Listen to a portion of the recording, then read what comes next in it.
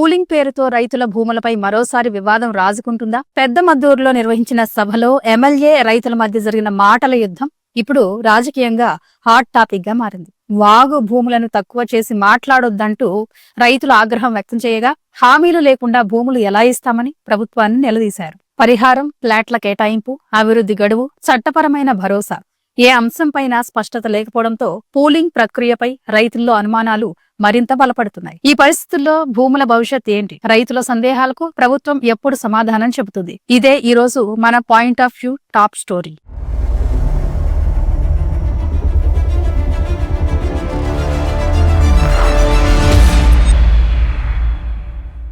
రెండో దశ పూలింగ్ ప్రారంభమైనప్పటికీ రైతుల నుంచి ఆశించిన స్థాయిలో స్పందన కనిపించడం లేదు. ఈ నేపథ్యంలో మంత్రి నారాయణ, ఎమ్మెల్యే భాష్యం ప్రవీణ్ తో పాటు ఇతర అధికారులు గ్రామాల్లో సభలు నిర్వహించారు. ఆ సమయంలో రైతులతో జిరాక్స్ కాపీలు ఇవ్వండి చాలు, మిగిలిన విషయాలు తర్వాత అధికారులు చూసుకుంటారని చెప్పి భూములకు సంబంధించిన పట్టాల జిరాక్స్లు సేకరించారు. దీంతో భారీ స్పందన లభించిందని చెబుతూ అధికారులు ప్రకటనలు చేశారు. ముఖ్యంగా మద్దూరు, యండ్రాయి ప్రాంతాల్లో అనూహ్య స్పందన వచ్చిందని అధికారికంగా వెల్లడించారు. అయితే అనంతరం రైతుల్లో మరింతగా సందేహాలు తలెత్తుతున్నాయి.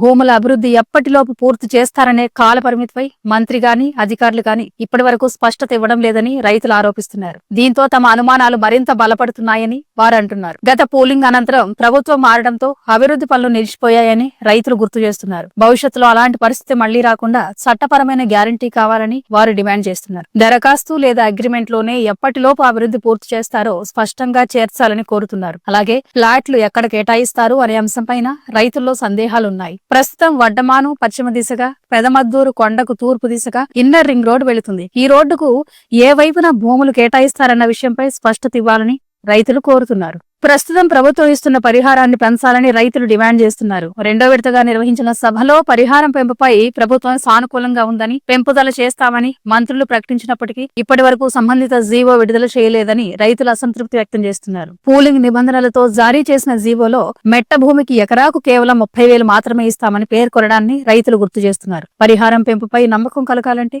మాటలు కాదు, జీవో కావాలని వారు స్పష్టంగా చెబుతున్నారు. అలాగే రైతులకు 1.50 లక్షల రుణమాఫీ ప్రకటించినప్పటికీ ఎక్కువ మంది రైతులకు 8 లక్షల వరకు రుణ బకాయిలు ఉన్నాయని వారు అంటున్నారు. ఈ పరిస్థితుల్లో ప్రకటించిన రుణమాఫీ సరిపోదని అభిప్రాయం వ్యక్తమవుతుంది. కాంపిటెంట్ అథారిటీలు మాత్రం ముందుగా పాస్ పుస్తకాలు ఇచ్చి రసీదులు తీసుకోవాలని రైతులను కోరుతున్నట్టు సమాచారం. అయినప్పటికీ రైతుల నుంచి ఆశించిన స్థాయిలో స్పందన రావడం లేదు. అయితే పెదమద్దూరు, యండ్రాయి రెవెన్యూ గ్రామాల పరిధిలో గతంలో భూములు కొనుగోలు చేసిన ఇతర ప్రాంతాల వ్యాపారులు మాత్రం ముందుకొచ్చి భూములు ఇస్తున్నారని తెలుస్తుంది. పెదమద్దూరులో గతంలో సుమారు 330 ఎకరాల భూములు బయట వ్యక్తులు కొనుగోలు చేసినట్టు సమాచారం. అదేవిధంగా యండ్రాయి పరిధిలో తెలుగుదేశం పార్టీకి చెందిన నాయకుల కుటుంబాల భూములు సుమారు 240 ఎకరాల వరకు ఉన్నాయని స్థానికంగా చర్చ జరుగుతుంది. అక్కడ కూడా గతంలో భూములు కొనుగోలు చేసిన వ్యాపారులు సుమారు 100 ఎకరాల వరకు పోలింగుకు ఇవ్వడానికి ముందుకొచ్చారు. అయితే స్థానికంగా నివసించే రైతులు మాత్రం ఇంకా ఆలోచనలోనే ఉన్నారు. ఇక హరిశ్చంద్రాపురం, పెదపరిమితి,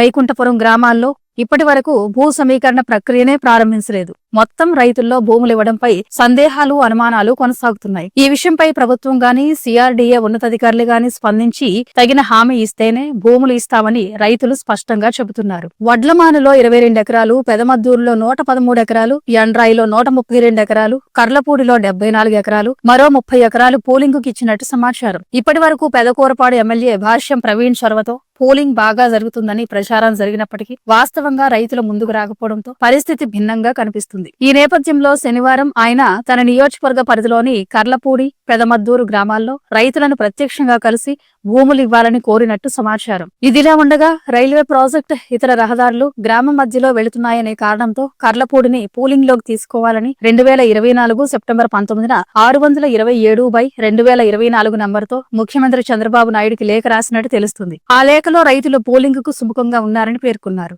అయితే ఆచరణలో రైతులు ముందుకు రాకపోవడంతో మరోసారి జరిగిన సమావేశంలో రైతులపై ఎమ్మెల్యే తీవ్ర స్థాయిలో ఆగ్రహం వ్యక్తం చేసినట్టు సమాచారం.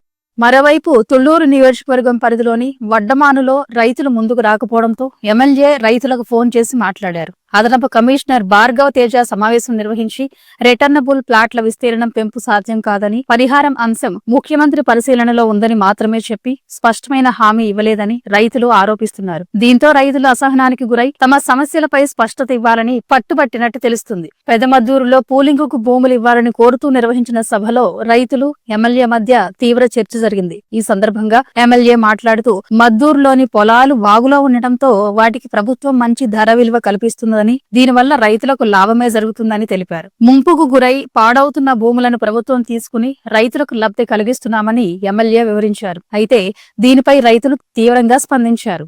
వాగు భూములను తక్కువ చేసి మాట్లాడొద్దు, తరతరాలుగా వాటిపైనే బతుకుతున్నామంటూ రైతులు ఆగ్రహం వ్యక్తం చేశారు. ఈ సమయంలో పెద పరిమితి సహా ఇతర ప్రాంతాల్లో తమ భూములు కూడా వాగులో ఉన్నాయని రైతులు ప్రస్తావించగా, మరో రైతు జోక్యం చేసుకుని మీకు కూడా లబ్ధి కలుగుతుంది కదా, మీరు లాభపడ్డట్టే కదా అంటూ చమత్కరించడం సభలో చర్చకు దారితీసింది. దీంతో భూములను తక్కువ చేసి మాట్లాడొద్దని రైతులు మరోసారి స్పష్టం చేశారు. అలాగే రైతులు పలు సమస్యలను సభలో లేవనెత్తారు.